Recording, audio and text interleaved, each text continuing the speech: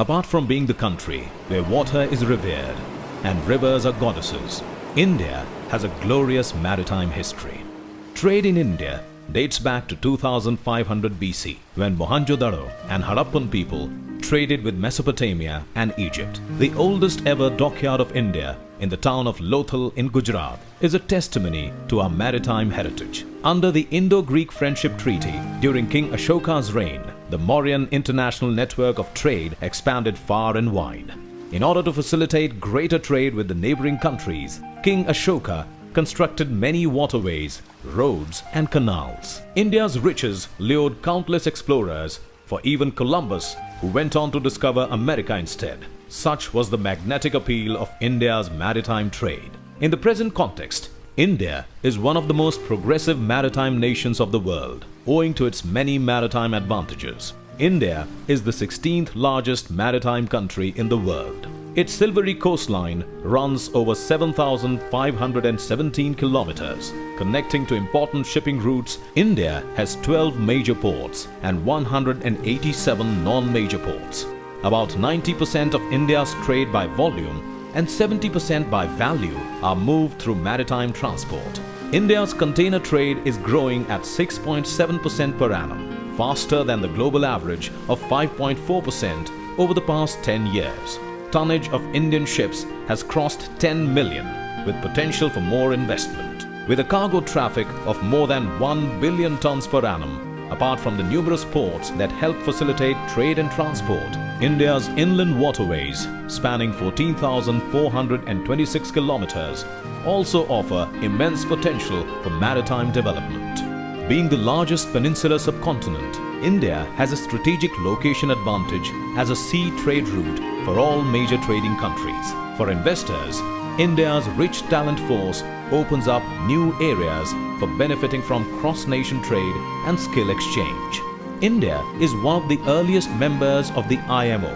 As a member of the Council of the IMO, India actively participates in all the IMO forums. India took a major role in the formation of a regional MOU on port-state control in the Indian Ocean region for fostering regional cooperation and technical assistance among the Indian Ocean RIM countries on PSC matters. Maritime trade and shipping industry is fast becoming the backbone of world trade once again. India's second largest trading bloc, the European Union, is accounting for around 20% of Indian trade. During 2014-2015, India was the 9th largest trading partner of European Union. The proposed free trade agreement between India and the European Union will create new jobs, better trade opportunities, apart from opening up avenues for trade-related investments.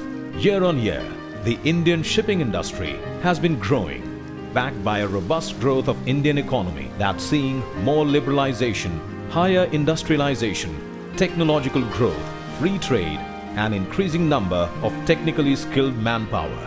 The Indian government is further removing barriers to foster maritime trade by relaxing trade policies and regulations. Honorable Prime Minister Shri Narendra Modi's Make in India program is another step that is opening up a sea of opportunities for investors in India. The Sagarmala project is an ambitious plan for maritime sector, and investors will rejoice on discovering the opportunities that it opens up in India. Technologically, India is setting global benchmarks with the Indian Regional Navigational Satellite System that's designed and developed to provide accurate position information service to users in India as well as the region extending up to 1,500 kilometers from the boundary. Through its National Perspective Plan, NPP, the Ministry of Shipping is fostering maritime growth by comprehensive and integrated development of Indian coastline by identifying potential geographical regions, namely the Coastal Economic Zones (CEZs), extending